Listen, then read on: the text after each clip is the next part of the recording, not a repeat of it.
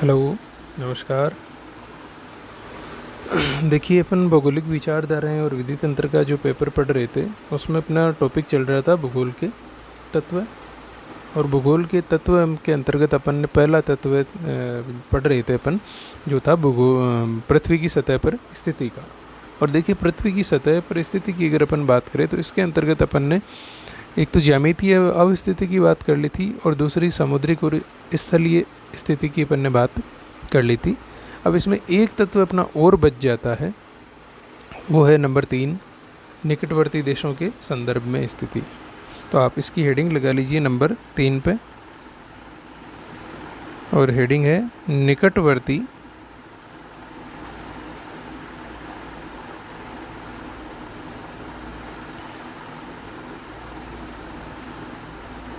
देशों के संदर्भ में स्थिति। हेडिंग लगा लीजिए, इसकी बात करते हैं।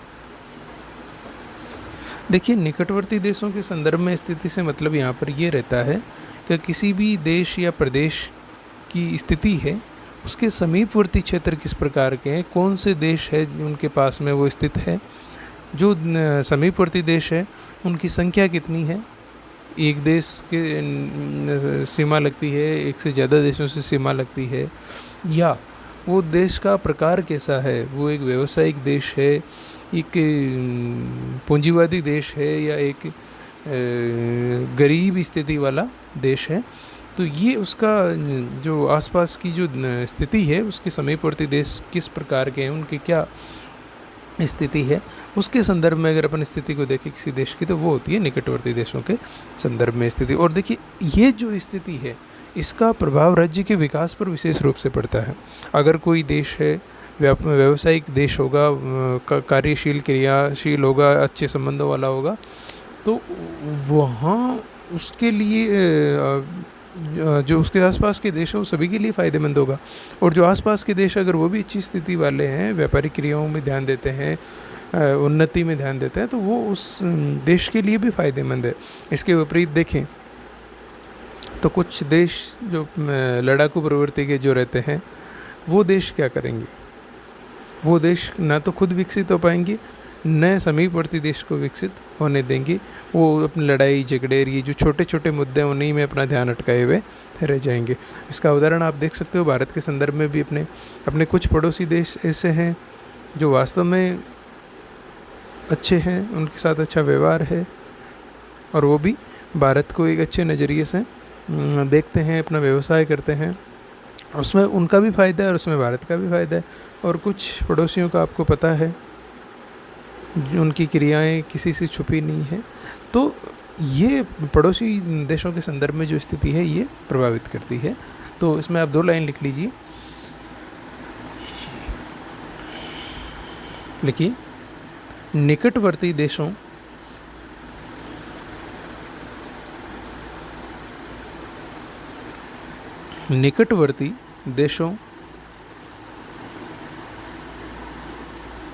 के संदर्भ में निकटवर्ती देशों के संदर्भ में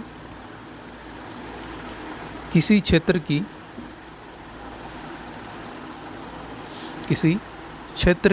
स्थिति का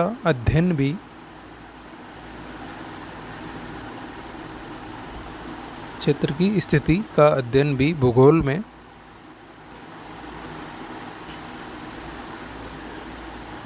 मुख्य तत्वों के अंतर्गत किया जाता है।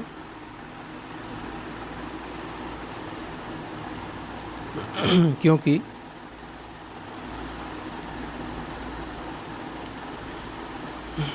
किसी क्षेत्र या देश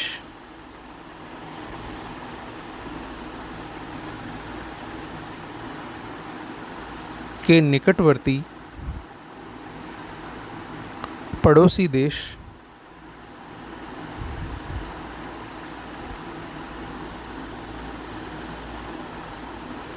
की संख्या और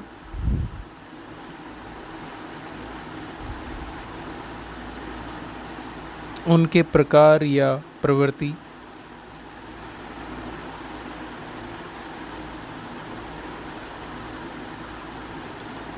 उस देश के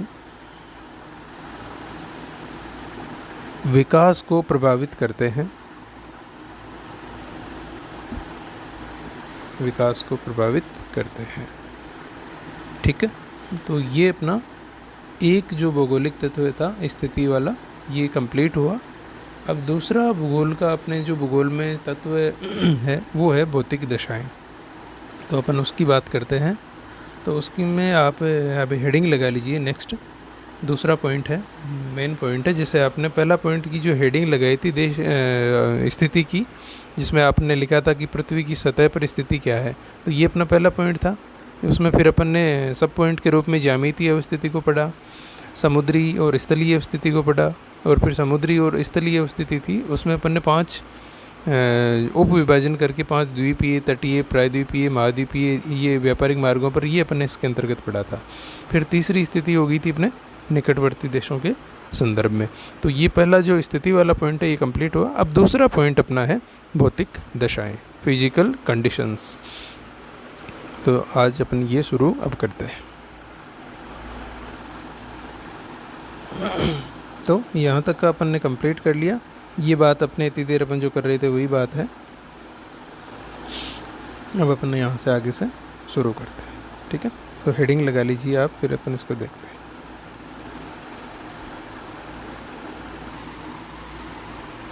देखिए, भौतिक दशाओं से मतलब अपने यहाँ क्या है कि जितने भी भौतिक दशाएं जो अपन नाम लेते हैं भौतिक दशाओं के अंतर्गत, जैसे किसी भी क्षेत्र विशेष का उच्चाउच्च है, जिसको अपने स्थलाकृति कहते हैं, जलवायु है वहाँ की, जलीय संसाधन है, मिट्टी है, खनिज है, ये सारे के सारे किसी भी क्षेत्र विशेष की भौगोलिक दशाएं हैं। तो देखिए, इसके बारे में अपन बात करते हैं। पहले आप ये 2-3 लाइन इसकी लिख लीजिए, फिर अपन इसकी पॉइंट टू पॉइंट बात करते हैं। लिखिए, किसी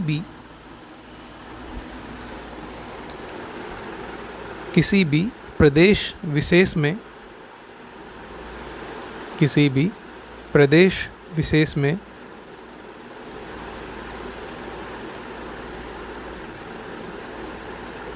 होने वाली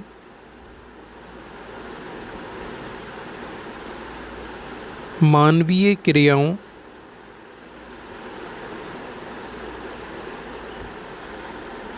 तथा वहाँ के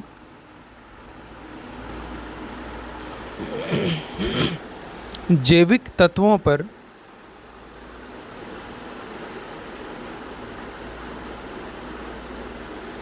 उस क्षेत्र की भौतिक दशाओं का प्रभाव, उस क्षेत्र की भौतिक दशाओं का प्रभाव मुख्य रूप से पड़ता है। जैसे वहाँ की स्थलाकृति, जलवायु, मिट्टी, खनिज संसाधन,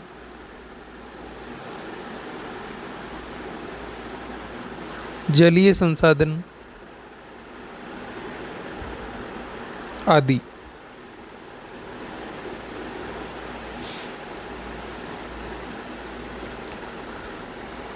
नेक्स्ट लाइन से लिखिए, भौतिक दशाओं के अंतर्गत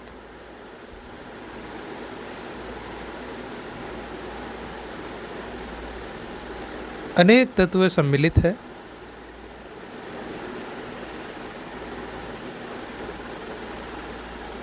अनेक तत्व सम्मिलित है, जिनमें से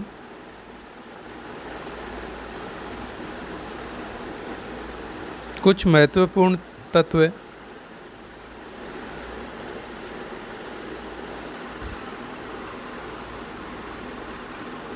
निम्नलिखित है। निम्नलिखित है।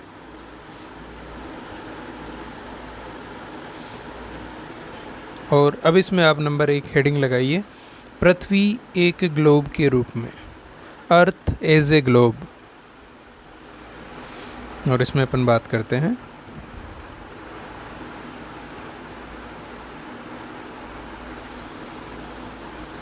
देखिए, पृथ्वी एक ग्लोब के रूप में जो पॉइंट अपन यहाँ पे ले रहे हैं, इसको एक तरह से पृथ्वी का ग्रहीय संबंध कहा जा सकता है। अपने एक बार पहले भी नाम आया है पृथ्वी का ग्रहीय संबंध, मतलब इसमें पृथ्वी को एक ग्लोब की तरह माना गया है, जिसमें ये सूर्य के चारों ओर चक्कर लगाती रहती है, अपने अक्ष पे 23.5 डिग्री झुकी हुई रहती है, अपना परिक्रमण पूरा करती है, परिभ्रमण पूरा करती है।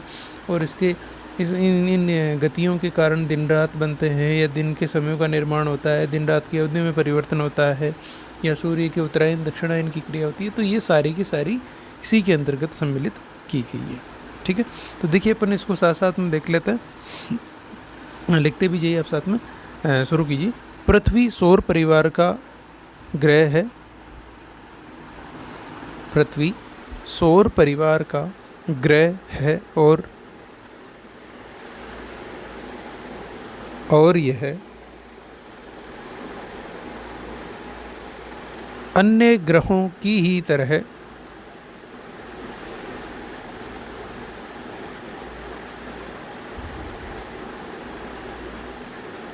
अपने अक्ष पर घूर्णन करते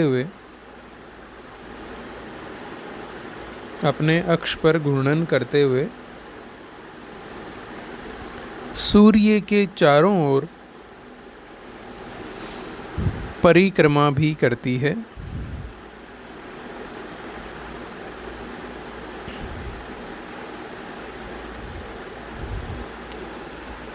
इसे पृथ्वी का ग्रहीय संबंध कहा जाता है। इसे पृथ्वी का ग्रहीय संबंध कहा जाता है।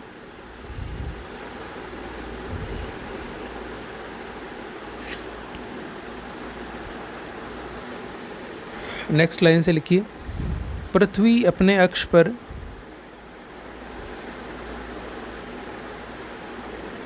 साढ़े 23 डिग्री के झुकाव पर है।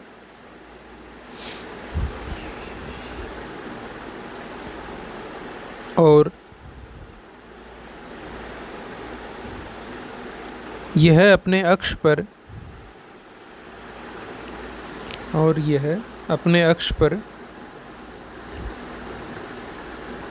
23 घंटे 56 मिनट तथा 4 सेकंड में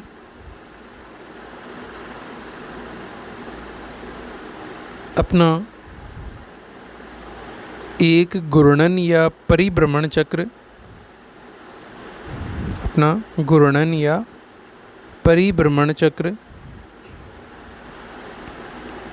पूरा करती है।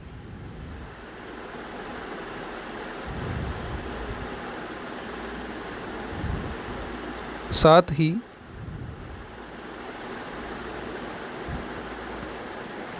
अपने अन्य सहयोगी ग्रहों के समान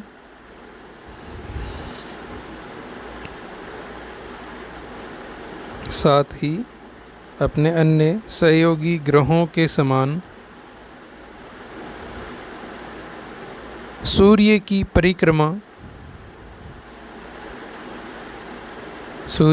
परिक्रमा भी 365 दिन व 6 घंटों में 365 दिन व 6 घंटों में पूरी करती है।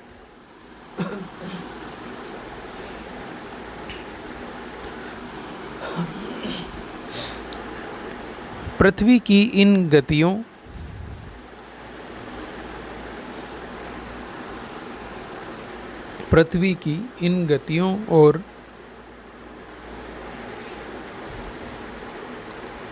और अन्य ग्रहों के साथ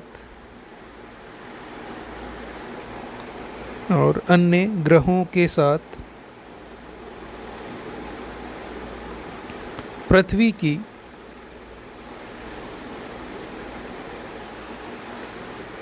की सापेक्षिक स्थिति के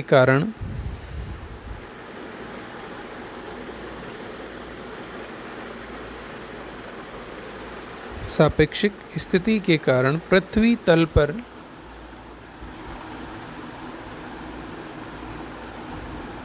अनेक प्राकृतिक दशाओं का निर्माण होता है।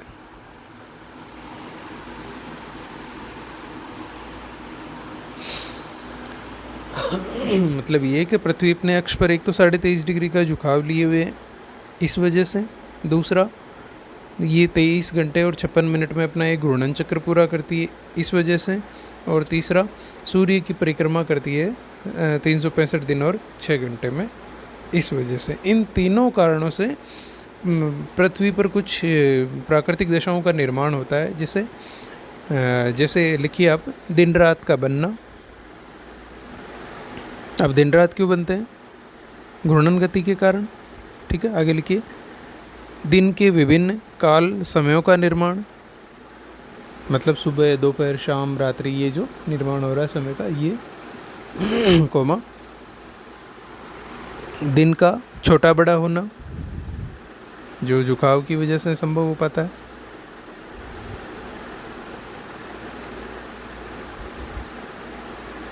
आदि।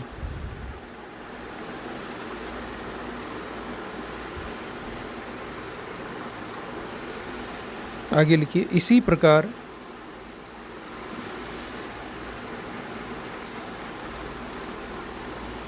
सूर्य के उत्तरायण और दक्षिणायन होने से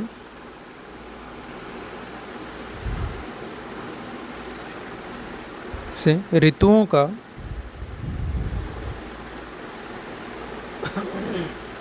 क्रमिक रूप से आना जाना होता है। मतलब क्रमबद्ध रूप से एक के बाद में दूसरी, दूसरी के बाद में तीसरी, तीसरे के बाद में चौथी, फिर पहली, दूसरी, इस प्रकार से ये सीरियल चलती रहती है। क्रमिक रूप से आना जाना होता है। नेक्स्ट लाइन से लिखिएगा। और इन सभी के द्वारा, ऊपर अपन ने जितने भी बात की है, इन सभी के द्वारा मानव की सामाजिक, आर्थिक तथा सांस्कृतिक, मानव की सामाजिक, आर्थिक तथा सांस्कृतिक क्रियाएं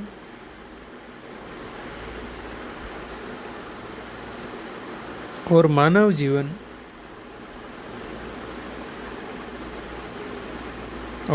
जीवन भी प्रभावित होता है।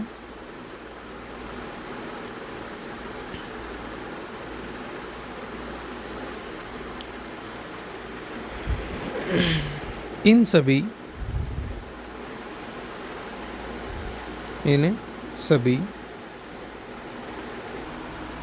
कारणों से भूगोल में पृथ्वी की ग्लोबीय स्थिति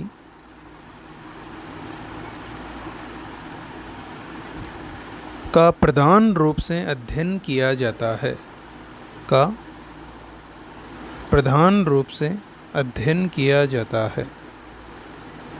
ठीक है, तो ये अपना पहला पॉइंट पृथ्वी एक ग्लोब के रूप में कंप्लीट हुआ और उम्मीद है समझ में आया होगा।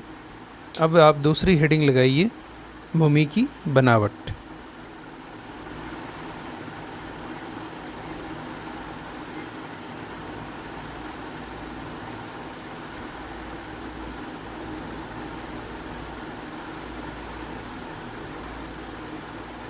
देखिए, भूमि की बनावट का जो पॉइंट है, इसमें अपन को पृथ्वी की धरातल का जो बनावट है उसका अपन को अध्ययन करना है, जो प्रत्येक स्थान पर समान नहीं है, कितनी इसमें विविधताएं हैं उसका अपन इसमें बात करेंगे। तो देखिए, इसमें होता क्या है कि अगर अपन मुख्य रूप से देखें तो इसमें पृथ्वी के जो स्थल रूप है वो सम्मिलित किए जाते हैं, जैसे पर्वत है, पठार है, मैदान है, सागर है, महासागर, द्वीप, झीलें, ये जो चीज़ें हैं इसको सम्मिलित किया जाता है। और इनमें से जो प्रत्येक स्थल रूप है उसका अपना एक अलग महत्व है, अलग प्रभाव है, और जो मानव जीवन पर पड़ता है। अब जैसे अपन बात करें तो जैसे अंटार्कटिका महाद्वीप है, वो एक तरह से स्थल रूप ही है, स्थल भाग है।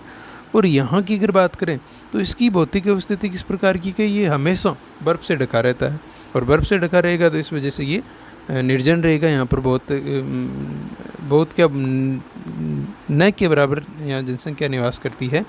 जो कुछ होंगे वो कोई जनजातियाँ ज़रूर होगी, बाकी नहीं रहता। फिर इसी प्रकार से अगर अपन एशिया की बात करें तो एशिया महाद्वीप क्या है, मानसूनी जलवायु का है। यूरोप और अमेरिका है, ये शीतोष्ण जलवायु के। तो ये तीनों महाद्वीप अगर देखा जाए तो इनके अधिकांश भाग वहाँ पर सघन जनसंख्या निवास करती है। क्यों? क्योंकि ये अनुकूल है, यहाँ का जो स्थल रूप है वो मानवीय निवास के अनुकूल है। तो ये उस अनुकूलता का प्रभाव है। ठीक है। फिर आगे अगर अपन देखें तो जैसे वो मध्य रेखीय क्षेत्र है 0 डिग्री के आसपास के, तो इन क्षेत्रों में भी निर्जन है। ये भी यहाँ पर भी बहुत कम जनसंख्या निवास करती है, बहुत कम लोग रहना पसंद करते हैं, क्योंकि यहाँ पर अत्यधिक तापमान और अत्यधिक वर्षा है। तो ये मानव के निवास के लिए अनुकूल नहीं है। और निवास के अनुकूल क्यों नहीं है? क्योंकि स्थल रूप की ये विशिष्टता ही इसी प्रकार की है। फिर अगर देखा जाए तो जितने भी अधिक ऊंचाई वाले क्षेत्र हैं वहाँ पर भी कोई नहीं रहता। क्यों? क्योंकि वहाँ पर एक तो तापमान है वो बहुत ज़्यादा कम हो जाता है, और बहुत ज़्यादा कम हो जाने की वजह से वो मानव के निवास के प्रतिकूल स्थितियाँ वहाँ पर हिम जम जाती है। फिर अगर बात करें अपन जैसे मैदानी भाग है, तो मैदानी भाग में जो समतल क्षेत्र है वहाँ पर सभी क्रियाएं हो सकती है। सभी क्रियाएं होने के कारण ये सबसे सघन जनसंख्या के क्षेत्र रहते हैं। फिर देखा जाए अगर पर्वतीय और पठारी क्षेत्रों को, तो इनमें भी बहुत कम जनसंख्या निवास करती है। मतलब कुल मिला के अपन यहाँ ये कह सकते हैं कि भूमि की जो बनावट है वो मुख्य रूप से मानव की जो मानव का जीवन है उस पर अपना प्रभाव डालता है। और इसकी महत्वपूर्ण भूमिका होने के कारण ही इसको अपन मुख्य भौतिक तत्वों के अंतर्गत सम्मिलित करते हैं। तो लिख लीजिए आप, इसमें लिखिए, इस भौतिक तत्व के अंतर्गत, इस भौतिक तत्व के अंतर्गत पृथ्वी के विभिन्न स्थल रूपों का अध्ययन किया जाता है, अध्ययन किया जाता है। जैसे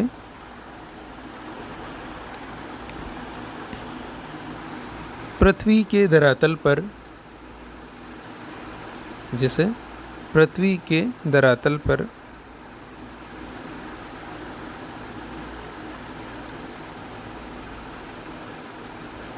पर्वत पठार मैदान, पर्वत पठार मैदान, सागर, महासागर, झील, द्वीप आदि स्थित है।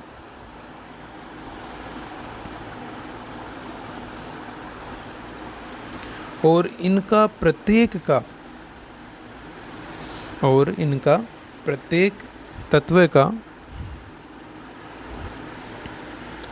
मानवीय जीवन पर प्रभाव रहता है। जैसे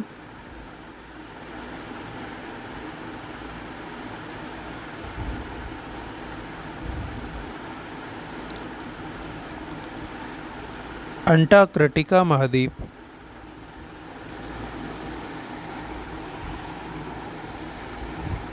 हिमाच्छादित होने के कारण जन शून्य है, जन शून्य है। वहीं एशिया, यूरोप और अमेरिका, एशिया, यूरोप और अमेरिका में मानसूनी तथा शीतोष्ण जलवायु होने के कारण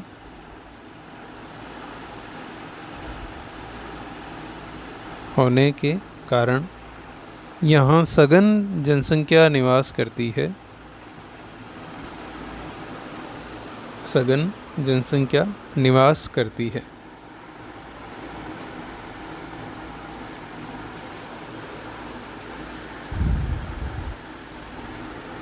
ठीक है, बाकी पॉइंट आप ध्यान में रख लेना। जैसे भूमध्य रेखा का क्षेत्र है, तो यहाँ पर तापमान और वर्षा की अधिकता की वजह से ये प्रतिकूल दशाएं रहती है।